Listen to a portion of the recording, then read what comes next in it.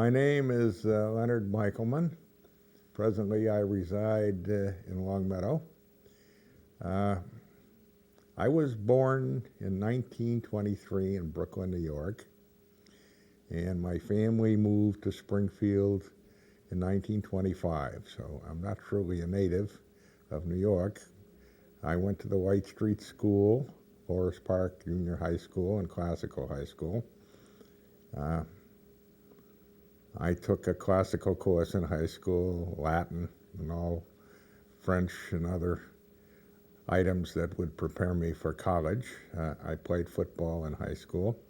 I worked as a jumper at the Springfield Union mailing room. I used to go out on the trucks with all the newspapers and drop off the bundles. I knew most of the routes in the city, so on holiday mornings, I used to do 2 or 3 routes. Sherman Bowles was the head of the newspapers at the time, and he didn't pay too well, but I made $4 a week, and when I did the holidays, I made more. And I was able to save enough money to go to college, and I did get accepted to Brown University. And my first year in Brown was 1941, and in December of 1941, on Pearl Harbor Day, I had gone home for the weekend. I used to bring my laundry home. I'd hitchhike from Providence to Springfield. And on that particular weekend, I had a call from my brother who was in the Yankee division, and they were on maneuvers down at Fort Bragg, North Carolina. And he asked me to go home and bring his car down to Camp Edwards. And so I went home, and around noontime or 1 o'clock in the afternoon, I was outside of Sturbridge on the way into Southbridge, on the way back to Providence with his Pontiac 1941 car. And I heard on the radio that Pearl Harbor had been bombed. In any event, I drove on to Camp Edwards, and it seemed like the whole world was there. It took me almost 2 hours to get through the gate to get to my brother and leave him the car. He then drove me back to Brown and Providence. So that was my first exposure to the war and to what was going on prior to the war, my brother having been pre-war drafted.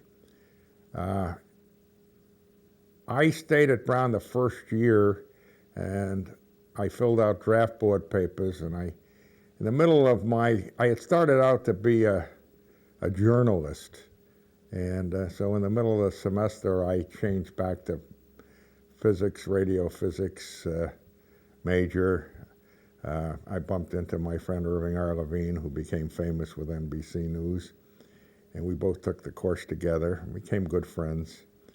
Come along the following September, they had an enlisted reserve corps, and they represented that they would let us finish school before they took us in, so I signed up for that. And a few weeks later, the Springfield Draft Board deferred me because of the courses I was taking at college. So I guess I must have made the wrong move or the right move, I don't know.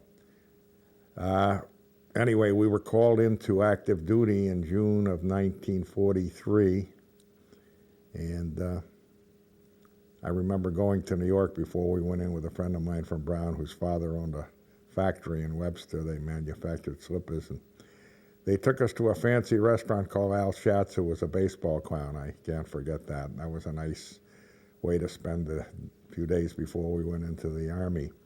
We went to Fort Devens and stayed there for a few weeks before they shipped us off to Camp Fannin, Texas. The temperature in the month of July and August in East Tyler, Texas, reached 139 degrees, and we had to wash our own clothes, and we were in units by our alphabet. And then the platoon I was behind a fella who was just out of high school. He was about 3 years younger than me. And he never washed his clothes, and the smell was just unbelievable. So I finally had to go to the sergeant and tell him to please get him to wash his clothes. One Friday afternoon, we did a 20-mile hike in 139-degree heat, and I think I was one of about 4 fellas in my platoon that didn't get taken to the hospital. It was a very rugged, most difficult part of my life, being in that area and not being used to such excessive heat with high humidity. But we endured it, and the fall came, and then when we finished our basic training, I was shipped off to an ASTP place called Texas A&M in College Station, Texas. And life got good. They had good food, and we played a lot of touch football. We did a lot of studying. I remember writing a paper, and the professor read the paper. And then I remember another professor by the name of Coyne, and I think that was his name.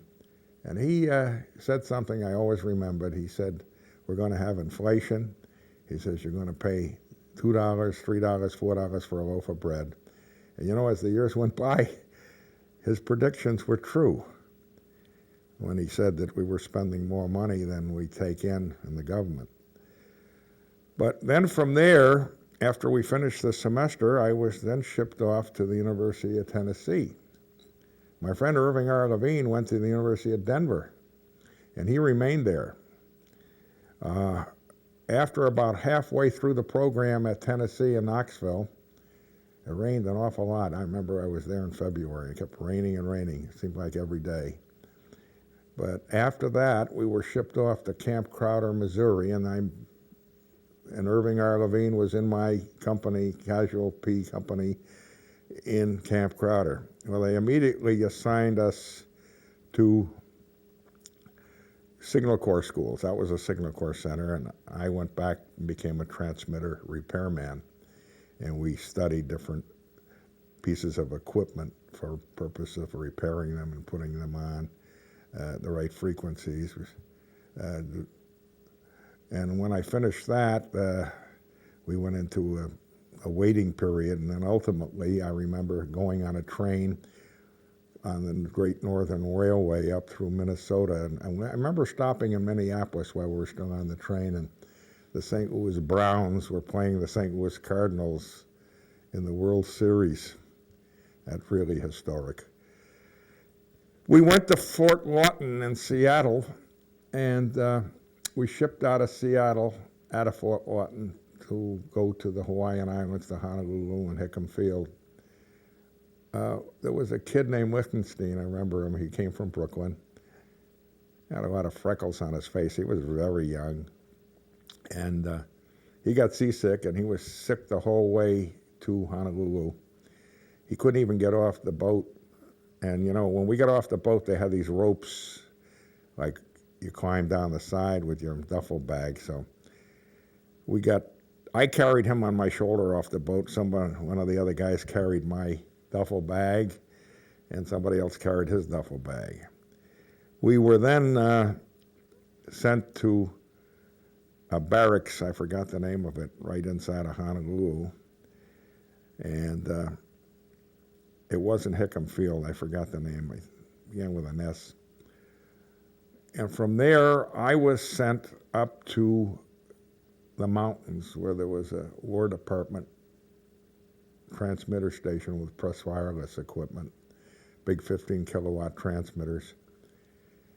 And I stayed there for a few months. I think we arrived overseas sometime in October, and I stayed there. They had a couple of houses up on top of the mountain there on the side of the hills. They grew wild pineapples, and I thought, I've got it all made now, because what a wonderful spot to be. Here I go to work every morning for 8 hours or whatever my shift was. Sometimes I worked the afternoon shift or the evening shift. And most of the equipment didn't break down much, and all I had to do was change frequencies when they wanted to change the frequencies. The message center, which was the cryptographers, would call up and tell us what frequencies to go on.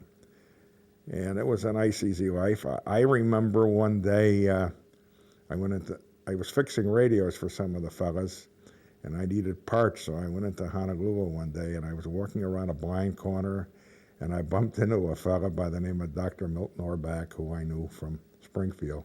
We actually bumped shoulders together, and we looked at each other. We couldn't believe it, way out there in Honolulu, and I bumped into He was then a young dentist in the Navy, and he was an officer in the Navy. But I used to buy parts. Most of the people who were in the radio business in Honolulu were Japanese, and I used to get parts from them to help fix some of these radios that some of the troops wanted repaired. Christmas, there was a merchant in the town. I don't know how I got involved, but he invited me to his house, and he had about 100 or so GIs and Navy personnel there for Christmas dinner. And I bumped into a friend of mine from Brown by the name of Stanley Goldsmith, who later became the mayor of Miami Beach. And Stanley grew up in Providence, and he was in the Naval Reserve at Brown. And he told me that he was going on a mission, and that he would direct harbor traffic. He didn't know where he was going, and at that point I didn't know I was going. And then shortly thereafter, the lieutenant who shipped over with me, his name was Eli Dubinsky from Boston. He had gone to Boston College, and he was a second lieutenant. He came up to our station and said to me that he was going on an assault, and he was taking me with him. I really didn't want to go. I loved it up there in the mountains. But he insisted that I go, and there was no way I could get out of it. And a couple of the other fellows that came over with us on that ship from Fort Lawton also went, and a couple of the power men that went with us. We had portable power equipment. In any event, we went back to Hickam Field, and we took a refresher course. I remember part of the building had been blown out by the Japs, but the building was intact except for this big opening from one of the bombs. And we took a refresher course on Hallicrafter equipment and some other types of transmitters, so that we knew the circuits. We had the manuals and the books. And then they were installed into vans that would fit on the back of a 2.5-ton truck. Then we went on maneuvers to Maui. We lost one of the trucks, which was on one of the LCMs. I don't know what happened. I didn't see the occasion. The men got off the boat, but the equipment was lost, so we had to replace that. And then we were put on what is called an APA. The APA was a medium-sized transport. On the APA was a group of doctors, and I was informed that when our equipment and when the 6-inch shells that were in the ship in the hull would be removed, that it would become what is called a second-class hospital ship. We got as far as Eniwetok with the big task force. There must have been, I couldn't count them, conservatively 150 ships or more. We had escorts, destroyer escorts, and destroyers. And one of our motors broke down, and they said we had to return to Pearl Harbor and change the ship. So they gave us a destroyer escort, and we turned around and went back to Pearl Harbor. And then everybody on the ship made a human line, and we passed the 6-inch shells down to get it on another APA that was apparently had come in. It was just off the assembly line. It was a relatively new ship. And we loaded that up with and then we got cranes and moved our equipment, our power units and our transmitters on the 2.5-ton trucks into another hole. And after about 48 hours, we had everything loaded, and we went back to join the task force. But we didn't catch them until we got to Tinian and Saipan near Guam. And then I can't tell you how many ships, but it just was endless. I looked out hundreds of ships. When we were going back to Pearl Harbor, north of us, I saw the American fleet. There were battleships and airplane carriers. You could just barely see them. They were north of us. We used to change watch every hour, and I was assigned to look out. They gave us binoculars. So we kept watching for submarines and whatever, in case the enemy came. I believe if I added it all up, I spent about 90 days on board ship. I ate standing up. They had SOS on the shingle. Some people would know what that was. And I kind of resented the fact that the officers in the Navy were up in the upper decks eating steak. One day, when we were on our way to Saipan, an announcement came over the loudspeaker that could anyone play chess?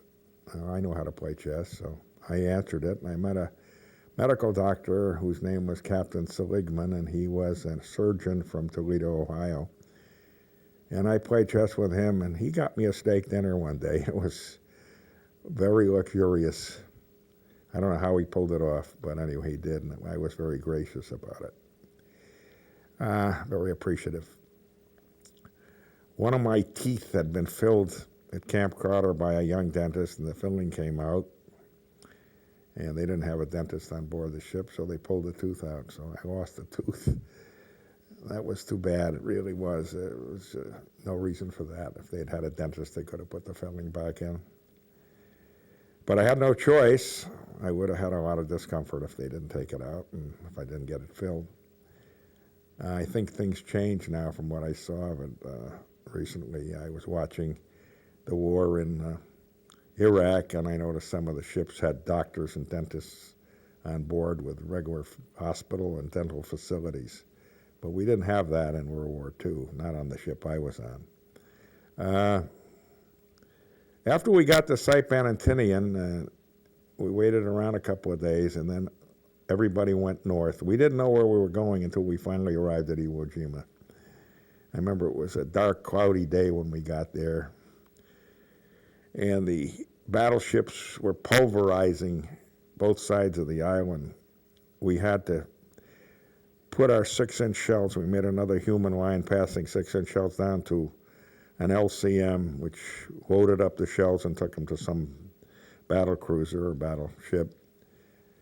And now we had one hole open, and the doctors went to work. I don't know how the nurses got there. They must have come up on helicopters or on another ship, but all of a sudden I observed that there were nurses on the ship, and the doctors were in the hole. And now the Marines have started to land on the island.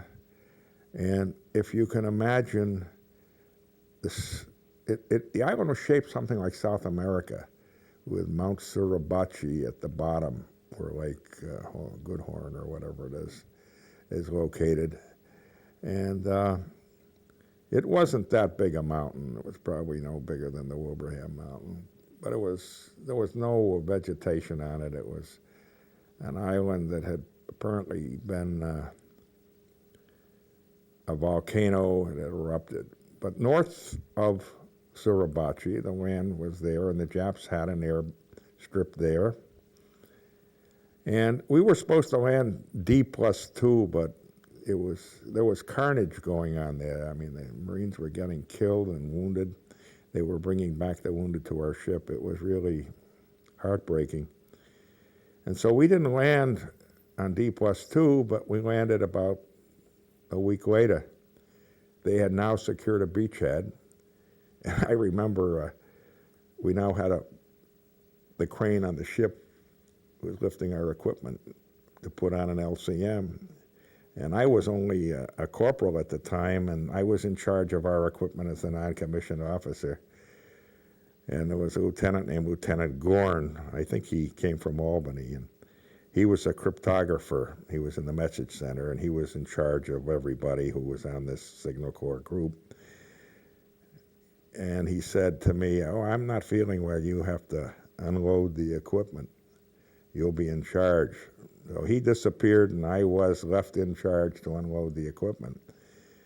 And I was guiding it. I remember standing up on the side of the ship, and then all of a sudden the LCM slammed into the ship. And I said, "Oh my God, I'm lucky I didn't have my leg there. I would have been crushed." But eventually we got the equipment down. The Japs were dropping mortars all over the ship. None of them hit me, but they were hitting some of the ship. It didn't do any damage from what I could see of it. But it was scary, and it was at nighttime. And it was daybreak when we got aboard the LCM, all my men. I had loaded up a Buck Rogers gun. I had 2 magazines. They were 45 calibers. And I figured, well, if I'm going to get killed, I might as well take a few Japs with me. And I had the Buck Rogers gun on my seat. When I drove the LCM off, when I drove the 2.5-ton truck in off the LCM, and the CBs were there, and they had put these mats down so the truck wouldn't sink into the ash. And I drove the truck up to where they directed me, and they had dug a ditch, and they lifted off the equipment, which was in a van in the back of the 2.5-ton truck, and they placed the van in the ditch, and they drove off with the truck. They needed the truck, and I never saw the truck again. Well, it was interesting. The first few nights, we had no place to sleep, so you had to dig a foxhole, and we didn't have any sandbags. We didn't bring any with us. We didn't bring a workbench with us. We didn't bring anything. Our lieutenant was never been in battle before. He didn't know what to bring, and he didn't bring anything. I don't know if he consulted with anybody or not, but we had to bum everything off the CBs, whatever we could get. Now our power units guys were there, and they hooked up the power units, and we had to string wire. And I didn't want to string the wire to the message center in the air. I figured some of the Japs would come down from the caves and cut them. So we decided to dig them in the ground and bury them, and we buried them. And the minute the rain came, they shorted out. And I learned a lesson about that you need coaxial cable. When you bury wire, it'll short out. So we had a hectic time doing that. And then along the way, we started to burn out some of the elements in our transmitters. The power regulators on the power units, they were using low-octane gas, and it was causing voltage surges, and it was burning out our equipment. And we didn't have too much equipment, backup equipment. We had to send down to Saipan to get transformers. So it was hectic. But finally the power guys got smart, and they found some white gas, which was the high-octane gas. I think today it's probably sold under the name of Amoco. And once we started using that gasoline, we didn't have any more voltage surges. We had a lot of difficulties. One transmitter burned up. And by that time, we had gotten lumber from the CBs, and we built a workbench. And we've got a tarpaulin, and we put it up over on sticks over the workbench. And by this time, the island was about 90% secure from the Japs. Some of the Marine kids, and they were kids, went into caves looking for souvenirs, and later on they were discovered hanging with their testicles removed. It was disgusting. And it left a bad impression on me, because when I realized the Japs had done this and treated them terribly, I've been gun shy about buying Japanese merchandise. It just left a bad impression on me all these years, although my children buy Jap cars. But that's my own syndrome. After a few months on the island, we were now going to build a Quonset hut. The CBs had built a Quonset hut, and we moved in some Collins radio transmitter equipment, which is 15 kilowatts and more. And they built a beautiful Quonset hut with our equipment. So we then decided to get them to help us build a Quonset hut so we could live in it. So we went up the northern end of the island, and we found a nice place, a nice ledge. Some of the other guys kind of took over. They were people with building backgrounds. And we built a beautiful Quonset hut. It was like a dormitory. And we slept in there, and then some of the power guys got some tanks from the Air Force, and we started collecting water. And we were on the side of a hill, so we now had water in tanks, and we could take a freshwater shower because we had a gravity feed. It was just like Robinson Crusoe, making the best of what you had, and we really lived pretty good compared to some of the other fellows on the island. Before that happened, I go back a minute. I used to work one shift, and we'd rotate the shifts, and we would my I would work with two other fellas, and then there were 9 of us that did the transmitter repairs and the transmitter frequency changes. This is when we were working out of the vans, and we were all sleeping in tents by then. And I would go down at 7 o'clock in the morning to wake up my relief, and I would look up in the sky and I would see airplanes coming from Saipan. They were B-29s and B-24s, Liberators. And they were flying out of Japan to bomb Japan. And by this time, the Seabees had taken the Jap strip and repaired it, and then they built a new big strip in the middle of the island so that these bombers would have enough room to land. And they would come to Iwo Jima to refuel because they didn't have enough gasoline to make it back to Saipan and Tinian or Guam, wherever they came from. And that continued. I would look up in the sky and I could count 6 minutes, and there'd be an airplane going north. And a couple hours later, they'd start coming in and landing on those strips, those airplane strips. Before those strips were built, we got bombed once by a Japanese bomber. And we used to have our own little mini PX, and it was an honor system. We'd get candy and things like that. One of us would go up to the big PX and get food and things and candy and cigars and what, and bring it back. And I got kind of friendly with a guy up there who worked in the PX. And anyway, after that bombing raid, I found out that he got killed, and it really hit me bad. I was very depressed about it. It's a long time ago. It's hard to remember all the details, but I remember when we got bombed, I ran out of the tent, and we had a steel stake in the ground, and I hit it against my leg. And you know, I was on that island for 11 months, and the bruise never healed from the moisture. Just never healed up. It stayed red, and finally when I got on land. There was another thing, too. When I got home, I couldn't drink any milk. It was too rich for me. I couldn't handle it. I only weighed about 160 pounds when I got home. Now I'm well over 225 pounds, so you know what happens. The atomic bombs were dropped on Hiroshima and Nagasaki. The airplanes that dropped them refueled on Iwo Jima. And we didn't hear about it. I mean, they actually refueled it. I didn't even know they dropped an atomic bomb until I listened to the radio. I had a radio I'd made for myself, and we used to get Tokyo Rose. She used to play some wonderful Glenn Miller music and things like that. And after that raid on Nagasaki, I never heard her on the air anymore. So I don't know where her transmitter was, but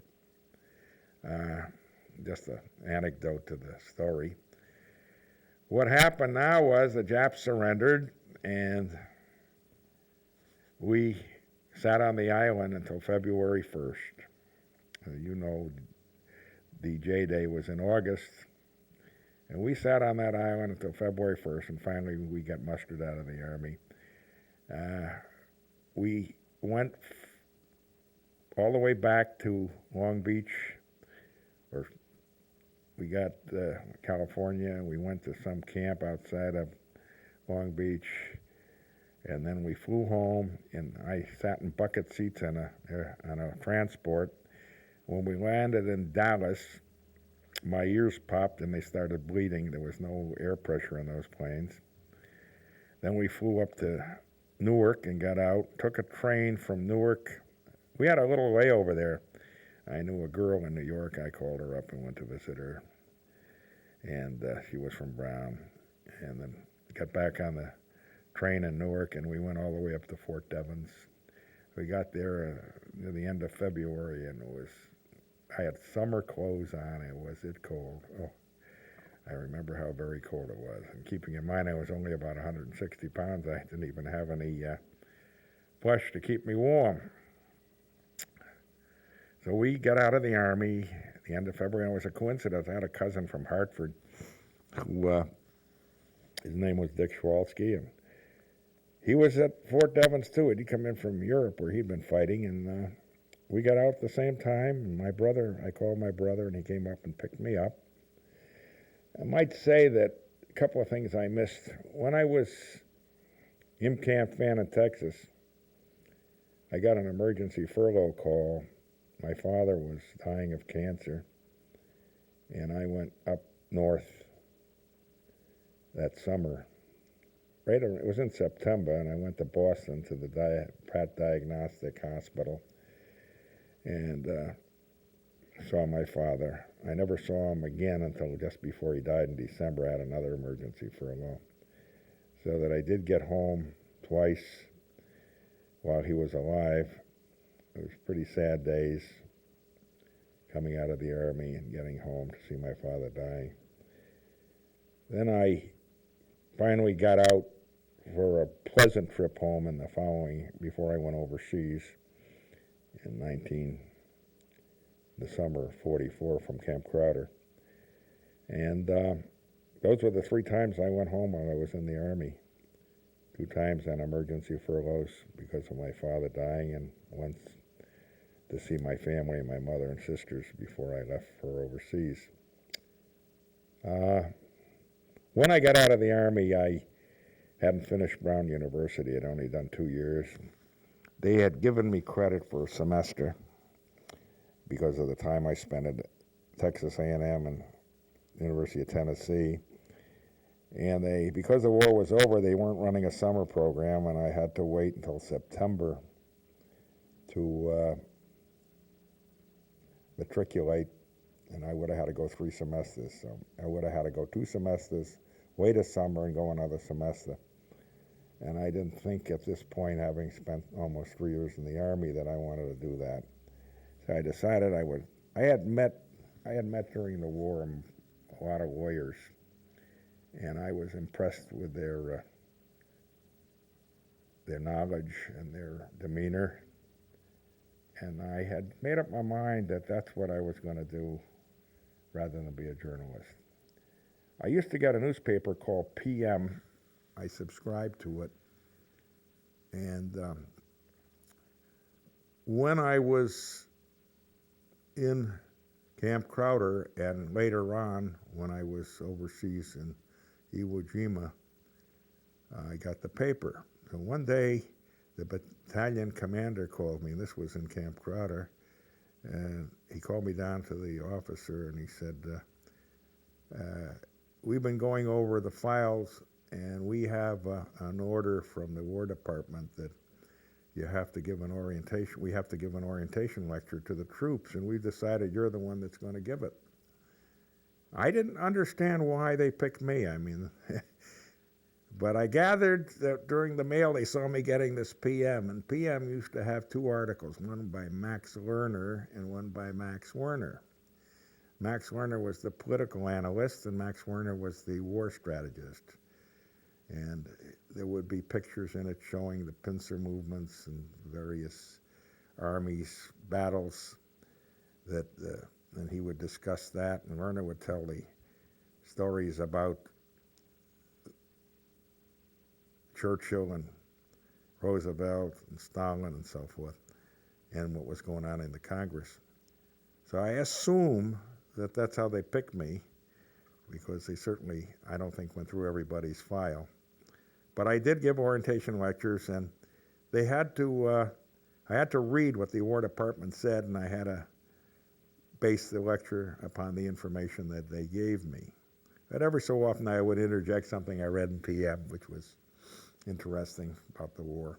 It was strictly for the war and what was going on in the war, and it was supposed to be a morale builder for the troops.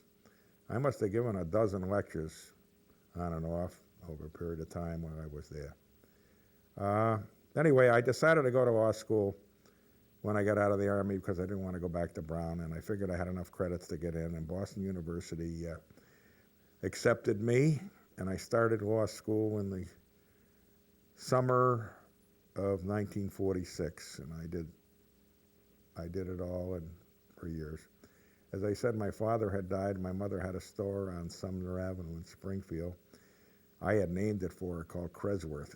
Actually, what happened with that store was that my brother wanted to open up a store, and he opened it in South Hadley, and then he got drafted. So my mother didn't want to close it, and she used to go up to Holyoke and walk across the bridge in South Hadley. And, you know, in the wintertime, that wasn't much for my mother to do. And so before I went in the Army, we moved the store. We took all the contents and all the equipment, and we moved it into Springfield on Sumner Avenue, not far from where we lived on Ainsworth Street. And she could walk up to the store with no effort. It was only 2 blocks. And so she had this store, and there was an A&P across the street. You know, going back, I remember going to New York. Remember I said I had dinner at Al Schatz. Well, when we were in New York, I went down where she used to buy a lot of her toys and sundries on Ludlow Street. Anyway, I came to a store on South Broadway, and there were all types of toys. This was in 1943, toy soldiers and all kinds of things in the inventory of that store. And I went in and told them my mother, and she was checked out in Donna Bradstreet, and I bought her almost $3,000 worth of inventory. And when I got home, I told her what I'd done, and she says, "How am I going to pay for it?" Well, you know, it's crazy. That was when I got home on my emergency furloughs, and I stopped at the store to see her. I said, "What happened to all the stuff that I bought you before I went in?" "Oh," she says, "I sold it all." She says, "You should have bought more." She couldn't pay for it. She was worried. Now I should have bought more. Just a little anecdote. Anyway, I went to law school. I did 3 years and 2. Took the bar. They only passed about 20% in those days, and I didn't. They were going to call me up for an oral test or something. But anyway, I never got called up, and then I had to take it again. Well, I took a job in Washington, D.C. in the patent office, well, with my engineering background and my law degree. And I remember I had a cousin who knew Henry Cabot Lodge, and they wanted me to come to work in May. And I'd taken a civil service exam. I wanted to take the bar before I went down there, and I didn't know. I wanted to get it postponed. I spoke to my cousin, and anyway, they sent me over to a lawyer's office by the name of Charlie Rome, and he called Henry Cabot Lodge up and told him that I wanted a postponement. Anyway, Henry Cabot Lodge was then the senator from Massachusetts, and they got me a postponement, so I didn't have to go to the patent office until July, which was great. By this time, I had met my wife, and I was engaged to be married, and my wife's name is Sybil, and she came from Providence, and I met her at Boston University. Anyway, I left and drove down. I had an old Ford that I'd bought, and drove to Washington, and I worked in the patent office, and in October I came back and got married, and then I started studying for the bar. I remember, you know, that year I got married, Harry Truman was running against Tom Dewey. That was in 1948, and it was when the election was about a week after I got married. We got married on Halloween, 31st of the month. And that was a great big surprise for the whole country when he beat Dewey. And I'm dating myself. Another thing that happened was, being Jewish, I was at law school in the student room up on Ashburton Place up at the top of Mount Vernon Street in Boston. That's where the law school was in those days. And I was listening to the radio one morning, and Harry Truman recognized the state of Israel as de facto, and that was also kind of a memory that I had after the war. He was going to let all these displaced persons from the Holocaust into Israel. And the British blockade stopped, and all these people who had no home and had been displaced were now permitted to go into Israel, which was something that I had great sympathy for. In any event, I went to the patent office and I got married, and I stayed there for a couple of years. And my mother had a first cousin in Springfield named Saul Weltman who had a law practice, and I was very friendly with him. And he called me up one day and he said, my brother-in-law died, and he was a very wealthy man. He set up a Psi Pred doctrine, a charitable trust. And he says, I'm going to be very busy with my wife taking care of it, and I need somebody in the office. You want to come back and come in? And I thought it was a great opportunity. I hadn't finished the 3 years in the patent office. In those days, in the patent office, if you worked for 3 years, you didn't have to take the patent exam. Oh, by the way, in the interim, after I passed the bar, I passed the Massachusetts bar in July of 1949. That was an exciting thing. I got a letter from the Board of Bar Examiners telling me that I had passed with such a high score that it would not be necessary for me to take an oral examination. And I felt wonderful about it. So when I came home in August and I had an interview, there was a lawyer named Horace Allen in Springfield who was a member of the Board of Bar Examiners, and I had to interview with him. I got sworn into the Massachusetts bar in September, and I was still working in the patent office. Anyway, this call came in, and I said to my wife, well, what do you want to do? And we both agreed that I wasn't going to go to great successes working for the government. So we decided that we would come back. My cousin gave me a small salary and gave me the right to have my own business so that I could build up a law practice, and that's what I did. We returned to Springfield. I took an apartment over my mother's two-family house for a short time. I made enough money to put down on a house out on 16 acres on Catalina Drive where they had a swimming pool.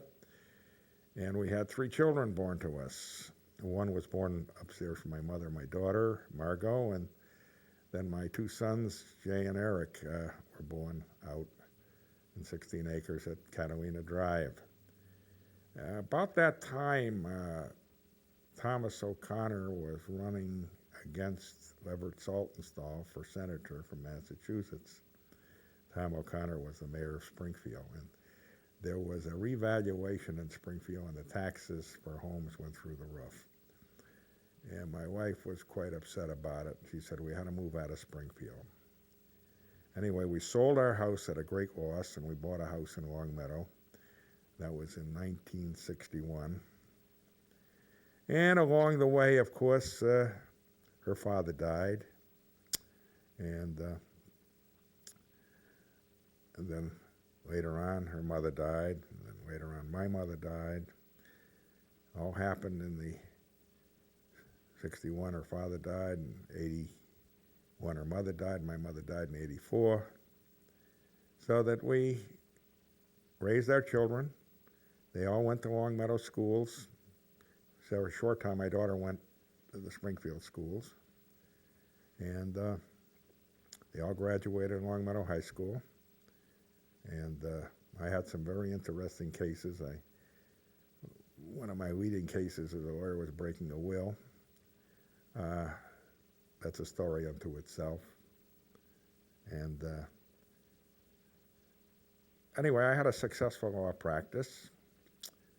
I might even say that I'm now 80 years old, and when I look back and figure it out, I don't think the government paid more than maybe $35,000, if that much, for my education in ASTP. And by the way, I took advantage of it. I got a master's degree at a school called National University while I was working in the patent office. And that merged with George Washington. And an anecdote was that Justice Douglas was the chancellor of National University. But when he died, the school merged with George Washington. But I got a master's degree in patent law, and I took some tax courses that were wonderful courses. I had professor who was a leading tax attorney in Washington. And that really fortified me to a great extent in the background of becoming a successful lawyer. Anyway, the practice went pretty good, and I think I ultimately paid the government, if I didn't say it before, close to $2 million in income taxes to the state.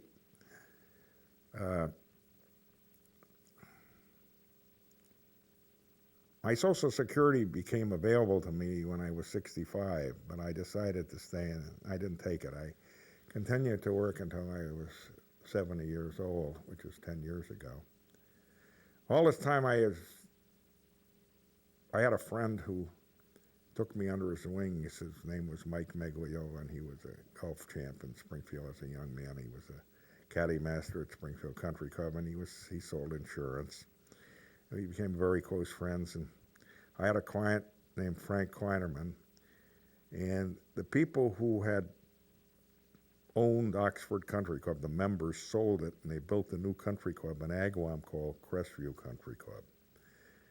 And in 1958 it opened. In 1957, one day Mike was in my office at the same time Frank Kleinerman was, and they both jumped on me that I had to join Crestview. So I remember my wife was quite upset because I had to come up with $4,100.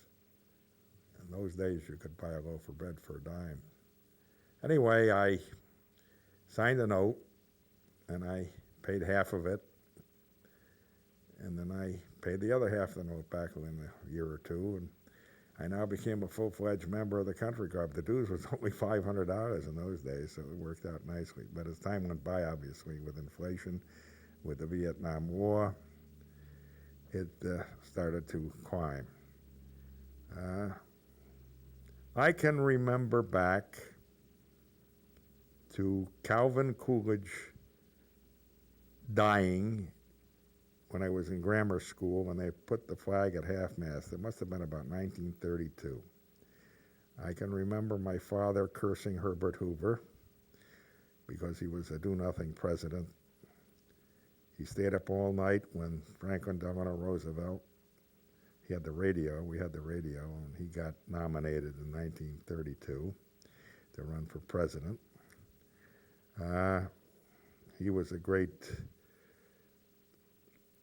he loved Franklin Roosevelt. Well, you know, he put the country back on its feet in many ways. And then, of course, I became involved in watching politics, an amateur observer. And I must confess that I didn't think Eisenhower was a good president. And that was after Harry Truman. I didn't like the way that Harry Truman was treated by Eisenhower. I didn't think it was nice. But in any event, I thought Harry Truman was a great president. One of the things that I liked about him was that he kept price controls on so the country didn't run away with itself. I can remember if you wanted to get a white shirt after the war, there was a shortage. There was a black market on white shirts. And apparently the price control board was paying more for colored shirts. For example, the manufacturer said, well, we have to dye the shirt, so therefore we need more money. So you could get all the blue shirts you wanted, and they got a good price for those, but you couldn't get a white shirt. But I'm sure the historians have more to say about that than I do, but I lived through that. You couldn't get an automobile after the war. It was tough. There was just a shortage of automobiles. You had to know the dealer, you had to have a friend. It was, pretty tough stuff. But things loosened up, after a while, and the production got caught up with the demand. Yes, I lived through the presidents. I lived through Hoover. I guess I was born when Coolidge was president. I even was born when the Teapot Dome scandal took place with Warren Harding, but I don't remember that at all. But I remember Hoover, and I remember Al Smith running against Hoover in 1928, I believe it was, and Roosevelt, Wendell Willkie, Senator Barclay, Henry Wallace, Harry Truman, There was a Senator Borah from Idaho who was an isolationist. Uh, Dwight Eisenhower. I can't remember who his vice president was. But I remember he was embarrassed by this fella Sherman Adams, who got a vicuna coat from a fella who lived in Boston, Gold Shine or something like that. Anyway, it's crazy. Years later, I'm sitting in my office and a fellow named H. Maxwell Gilbert shows up, and he tells me he's this Gold Shine's son. I think I got the wrong name, but somewhat like that.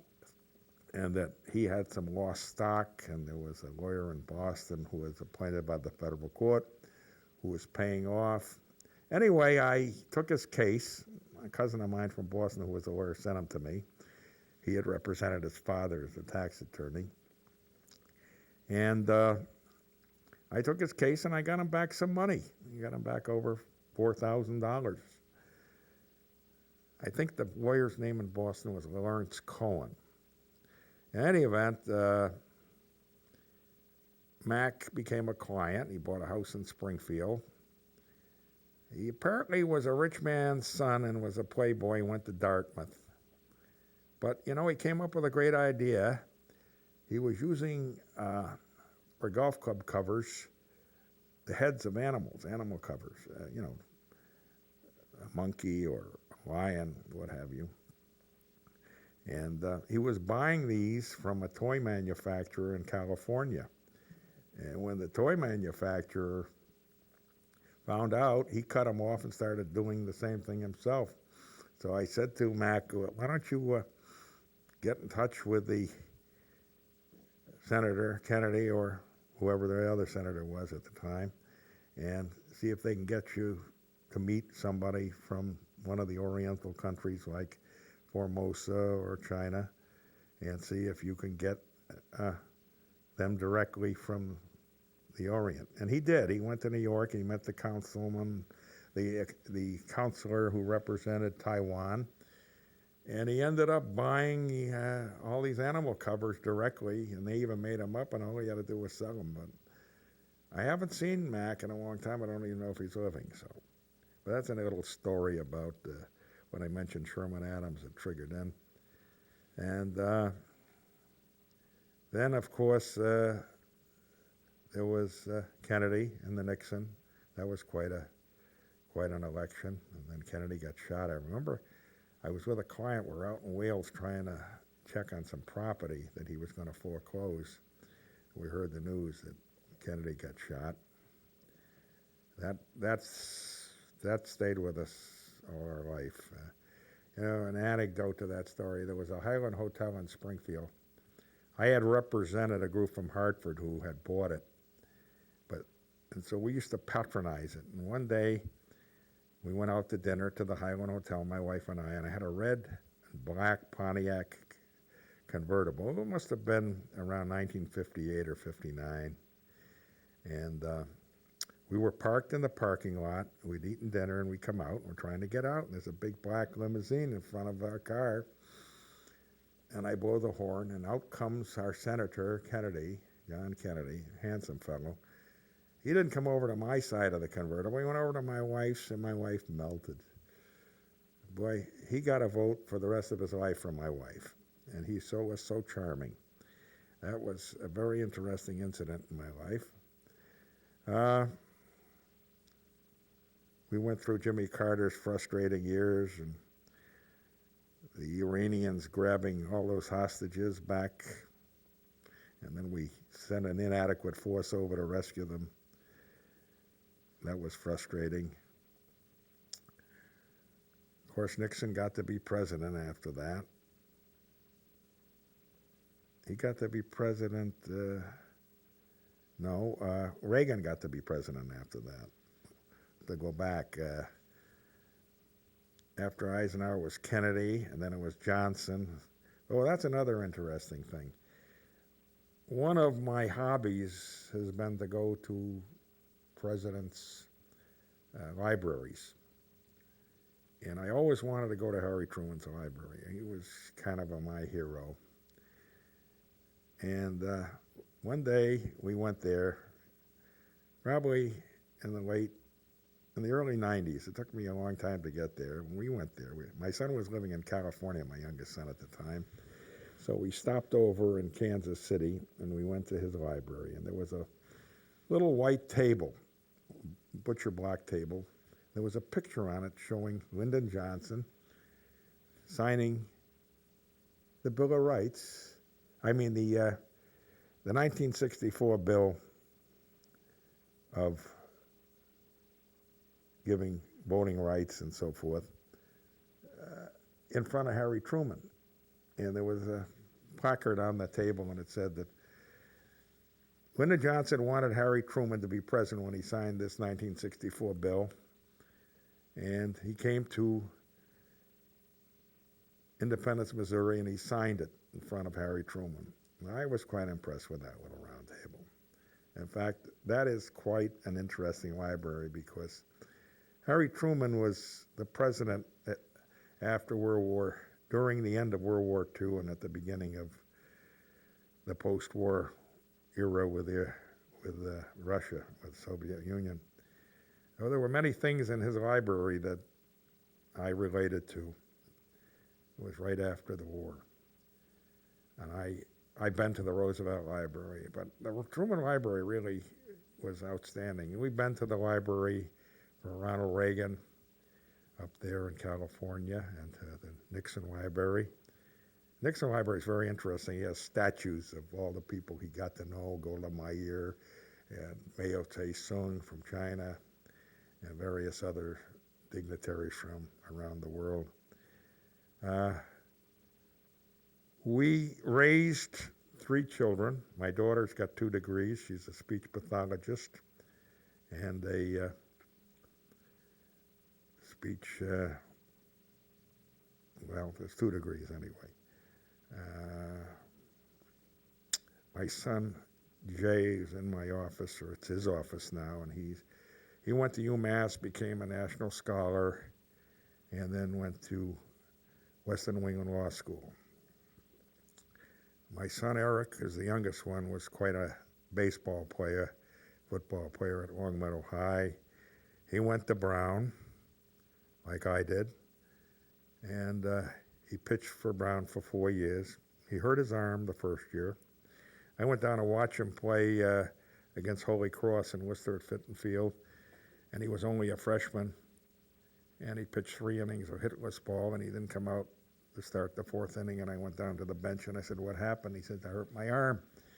Well, he didn't pitch much the rest of that year, that Brown baseball season, but then he came back to Springfield, and we didn't have an American Legion team at the time in Longmeadow, so he pitched for Agawam, and it was a great thrill to me to hear the Agawam people yelling, "Put Michelman in," when they couldn't get the other side out.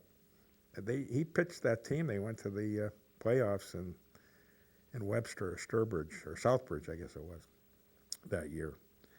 But he became a lawyer. He went to BU, and he became a lawyer, and he had worked, well, it's funny, interesting story.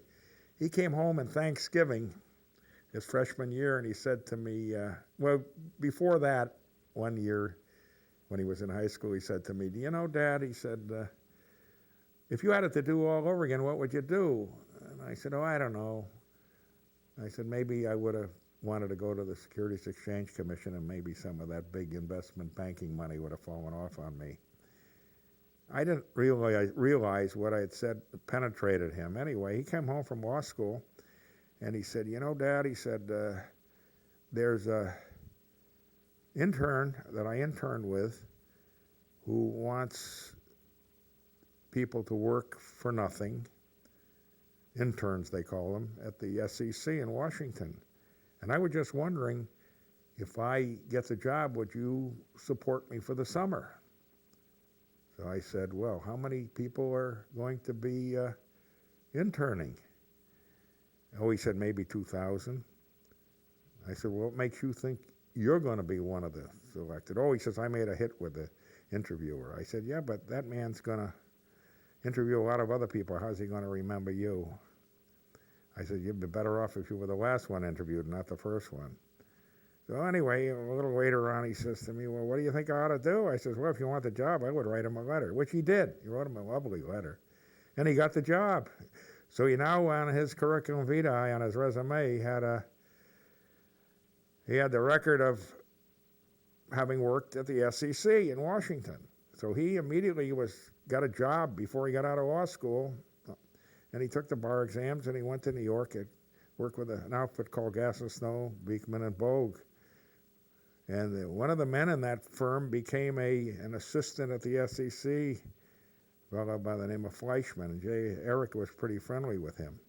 Anyway, he left there and went to another law firm up in New York, and ultimately went to work as an in-house counsel at E.F. Hutton, and they were merged with Shearson Hamel, I believe it was, and so he was out of work. Meanwhile, his wife, he had married a young lady from Rochester, New York, who he met in college, and she was a CPA, and she had passed all the exams right out of college, quite a lady, and she was working for a company called Catalyst Energy, and she'd been sent all over the country.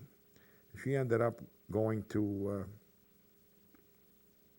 a little area, Laguna Beach out in California, somewhere between Los Angeles and San Diego in Orange County. She fell in love with the place, and then he found a job for himself as a lawyer working for some stock lawyer, a securities lawyer out in California. So they moved out there, and they've been there ever since. And I guess that's one of the reasons I got to go to the Nixon Library and the Reagan Library. They've got 2 children. I'm a grandfather to he's going to be 13 in September. The other little girl is going to be 10 shortly. And I've got 2 grandchildren here in Springfield, in Long Meadow. My son Jay's got 2 children. Talking about Jay, I got a charge out of him. One day first he became a lawyer, passed the bar. Then he went to work for a company in Boston called, it was one of the big 8s. He got his CPAs working for them, and so I congratulated him, and I said, "Well, now, Jay, that you're going to be a CPA, that you're a CPA and a lawyer, what are you going to do for your mother and father?" And his quick response, Jay's quick on the trigger, he was the Toastmaster of his high school class. He said, "Oh, Dad, I'm going to do the same thing you did for your mother." I said, "What was that?" He said, "I'll tell you, I'm going to take good care of your grandchildren. You took good care of your mother's grandchildren. I'm going to do the same." I got such a charge out of that. If you think about it. There was another thing about Jay. He went to work at the accounting company.